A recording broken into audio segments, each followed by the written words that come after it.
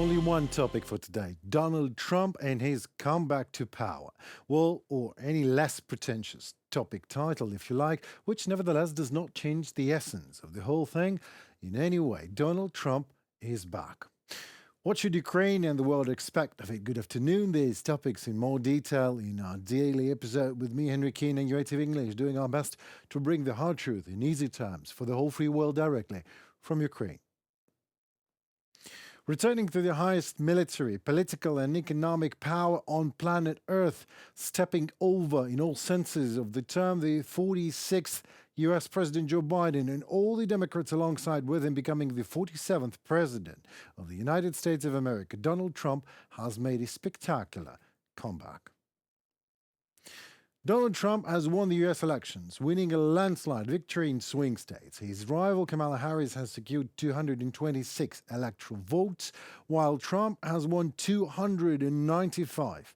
Crossing the majority mark of 270, he will be the second Republican to get a second term in office in 20 years. George Bush, a Republican, was president from 2001 to 2009. As far as swing states are concerned, Trump has won the swing states of Georgia, North Carolina, Pennsylvania, Michigan, Wisconsin, and is leading in other two, Arizona and Nevada. So Kamala Harris conceded defeat early morning. In her speech, the Democratic leader said, though she has conceded the election, she has not conceded, I quote, the fight that fueled the campaign. In a speech that lasted less than 15 minutes, Harris admitted it was painful to lose, but urged her supporters to keep fighting. Well, sure thing. Keep fighting, but not over presidency this time. As the elections have been thought to be on the edge of the knife, but overnight results showed Trump had secured enough votes to win. He will be the first former president to return to office in more than 130 years and at age 78, actually the oldest man ever elected to the role. We will make America safe and strong and prosperous and powerful and free again. And I ask every citizen across our country to join me in this effort. It is time to put behind the divisions of the last 4 years. It is time to come together and we will try, we must try. And it will happen. Success will unite us. Donald Trump, elected President of the USA. Right, but what about Ukraine? Some of Trump's words sounded like Putin's, really. Speaking in his campaign headquarters after the election, Trump outlined his plans for global conflicts. I would encourage Russia to do whatever the hell they want, Trump said. But he was actually the one to give Ukraine a lethal weapon to fight Russia off. Then he also said, I quote, I'm not going to start a war, I'm going to stop the wars. Then, during a campaign rally in South Carolina, he mentioned how during his presidency he had threatened NATO states by saying the U.S. would not defend those who were not paying their dues. But, according to J.D. Vance, Trump still wants NATO states to carry their share of the defense burden, and he wants the U.S. to remain in NATO, Vance said. Well, during his first term, Trump met with Russian dictator Vladimir Putin and Ukrainian President Volodymyr Zelenskyy. He also said during the election campaign that he had a good relationship with the Kremlin leader. Trump repeatedly emphasized that if elected, he would pull America out of the war and quickly end the conflict with phone calls to the respective presidents of Russia and Ukraine. On the evening of November 5th, I will call Putin, I will call Zelenskyy, I'll say, we gotta stop this. He vowed to make a deal in 24 hours. On October 20th, in an interview with the Wall Street Journal, Trump mentioned that he talked to Putin and had threatened to strike Moscow if Putin continued to pursue Ukraine. Trump did not actually specify when or under what circumstances this conversation with Putin took place. In one more way, Trump proposed ending the war was by cutting energy prices in half or more within a year of taking office. He believes that Putin could not fight when oil was $40 a barrel. On September 27th, Volodymyr Zelenskyy met with Donald Trump in New York and presented him with Ukraine's victory plan. And now Zelenskyy spoke on the phone with Trump, an old president of the United States. Бажаю здоров'я, шановні українці, українки. I wish you health, fellow Ukrainians. Today is indeed a special day, and one piece of news is grabbing everyone's attention around the world. The absolutely convincing election results in America, a clear leadership of President Trump. I congratulate him on this victory. In general, it was extremely important for us in Ukraine and for all of Europe to consistently hear the words of the 45th President of the United States about peace through strength. And if this becomes the policy principle of the 47th President of the United States, America and the whole world will undoubtedly benefit from it. It is not without reason that Ronald Reagan is mentioned so often these days. People want confidence, they want freedom and normal life. And for us, this means a life free from Russian aggression, and with a strong America, with a strong Ukraine, with strong allies. It was even back then in the days, right after the meeting with Zelenskyy, when Trump was to understand the urgency of the situation and openly stressed the importance of, I quote him, a very fair and rather rapid deal. I learned a lot. I think I haven't changed from the standpoint we both want to see it and a fair deal made. It has to be fair. I think it will happen at the right time. I think it is going to happen. Donald Trump elected president of the USA. But guess who called Trump first after he wins? Exactly, Xi Jinping, China. Now, that's another landslide for sure, as it is not a letter, not an official wave from overseas, it's a private call. A signal that might show that China desires changes in its rather tense relationship with the United States. Or maybe not, as China is China, who knows? Well, official Beijing is hearing Trump's rhetoric that promised trouble to it, but China also sees facts. Nothing too bad happened. Just a rhetoric. And this is exactly what I like and hate about Donald Trump. His mouth is huge. He promises Russia a green light and threatens China, something that neither Obama or Biden or Harris would ever dare to do. But what Trump does, his real actions contrast his sayings sharply. Weapons are delivered to Ukraine. Favorable decisions are made, and he can force Putin to what he calls a fair deal. The only thing left is to learn what Donald Trump actually calls a fair deal. And this is going to happen very soon, as Donald Trump is anticipated to begin the selection of his cabinet, as well as appointing officials in key areas like defense, intelligence, diplomacy, trade, immigration, and economic policy in the coming weeks. Here are some leading contenders for these prominent positions, with some being considered for multiple roles. Bill Hagerty, candidate for Secretary of State. U.S. Senator Bill Hagerty, who worked on Trump's 2016 transition, is another strong contender for Secretary of State. Known for his alignment with Trump's policies, Hagerty previously served as the U.S. ambassador to Japan. Marco Rubio, candidate for Secretary of State. Senator Marco Rubio, a former presidential candidate with a focus on Latin American affairs, is also in contention for Secretary of State. Tom Cotton, candidate for Defense Secretary. Senator Tom Cotton, a military veteran with extensive foreign policy experience, is a prominent contender for Defense Secretary. Known for supporting military aid to Ukraine, Cotton aligns with Trump's hawkish faction, though. Mike Pompeo, candidate for Defense Secretary, former CIA Director and Secretary of State. Mike Pompeo is a potential choice for Defense Secretary. Pompeo has returned to Trump's inner circle and, after briefly considering, actually, primary challenge. Well, please let me add something and express a shadow of a hope that Mike Pompeo will actually take the chair of Defense Secretary. As if he does, we will all learn a great deal of difference between what Trump says aloud and what his Defense Secretary can actually do in favor of values that are proclaimed so loudly by Democrats but never actually fought for consistently enough to not cede the grounds, same consistently to opposing force. And in easy terms, this is exactly what happened. Democrats did to Republican Trump, ceded the ground to him. We have an expert, Paul Nyland, businessman, a journalist, founder of Lifeline Ukraine, is with us tonight. Glad to have you with us, Mr. Nyland.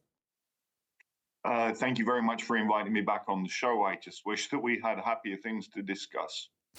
Right, indeed. Well, okay, well, then is the question right from my heart. Who would you vote for if living in the United States? Well, not the convicted felon.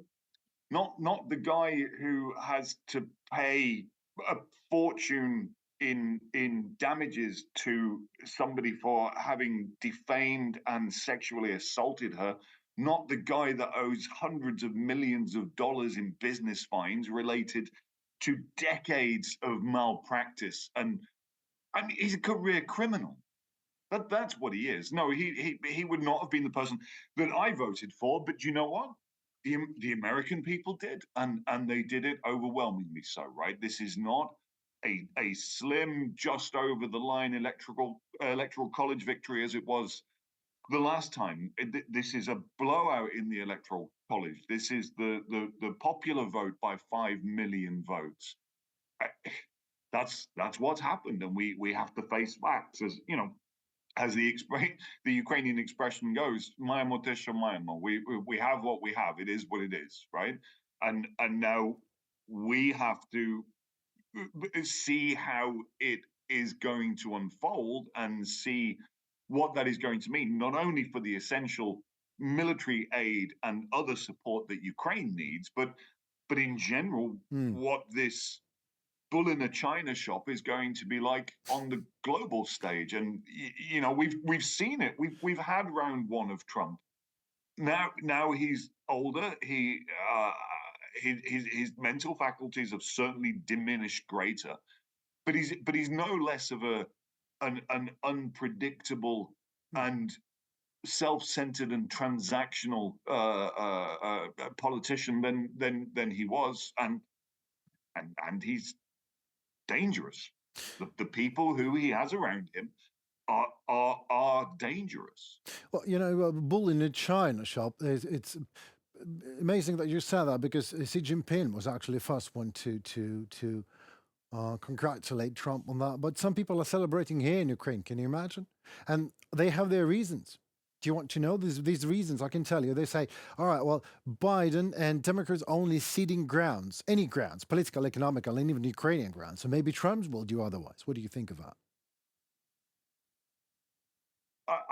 I know that people here in Ukraine are more than frustrated, beyond frustrated. We've been fighting the full-scale invasion for almost 3 years now, and you know, the slow drip of military assistance in particular that led us to having shell droughts and all kinds of ammunition problems in the middle of last year. That was perceived to be the fault of Biden. For the common phrase was doing enough so that Ukraine doesn't lose, but not providing enough so that Ukraine can actually win. That's a very, very common line of thinking here. Yeah. In my research of what military experts are saying, that there's a limitation on the volume of equipment, on the volume of ammunition that Ukraine can logistically receive and then transfer. And so they were making other kinds of excuses for why that was happening as well. But the idea, the hope that Trump might do something different, I can see why people are trying to be positive about that, but we're just not going to know. We've until we see how things unfold. But we have seen, for example, Vance's statement on the CNN State of the Union address. I wrote an article breaking it down, paragraph by paragraph, dismissing it of why it was false. But you know, he essentially voiced the plan to end the war in Ukraine, which is a demarcation of the current contact lines. You know, there's going to be all kinds of demands for concessions on Ukraine, but Ukraine gets a vote in whether we go there or not. We will only find out in the coming weeks and months. Indeed. All right. Well, another more or less personal question. I know you're living in Ukraine as well as me. You know all the ways and ins and outs of living here. But what do you think of Mike Pompeo, actually? If he will be nominated, he will be Secretary of Defense, isn't it? Is that the role that he's maybe taking? Do you think this is good for Ukraine or bad? I don't know what Mike Pompeo's specific opinions are with regard to Ukraine. I do know that what the Trump team is going to need is people with with experience in government, and that is one of the things that Pompeo will bring to this. We've talked previously, and the other astonishing thing about this Trump victory is that there are so many of his former administration members, his cabinet officials, specifically those in security positions, who have warned of the dangers of Trump and said that they would never work for him again. But Mike Pompeo is one who appears to be willing to go back into the Trump fold and hopefully see if he can have some kind of stabilizing and grown-up influence there. Specifically with regard to Ukraine, I don't know, but I think that's the wider role that he might play should he be selected to go into the administration of Trump 2.0. Indeed. Indeed. Let me return to that call. Chinese president called Trump first. And do you believe this is a signal of sorts or just a coincidence?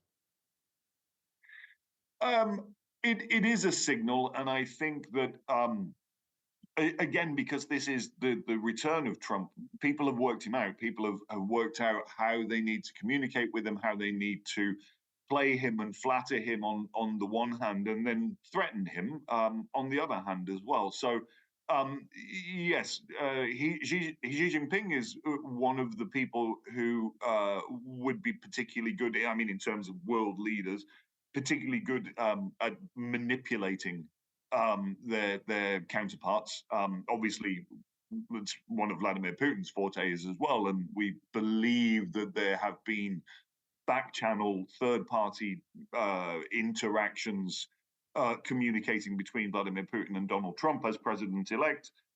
And there will be manipulation going on there as well. The Saudis are going to be looking at how they can everybody is going to be looking at how they can manipulate Donald Trump now. Well, I would love to have a chance to manipulate Donald Trump just as well. If I would need an advice, I would certainly love to have you as an expert.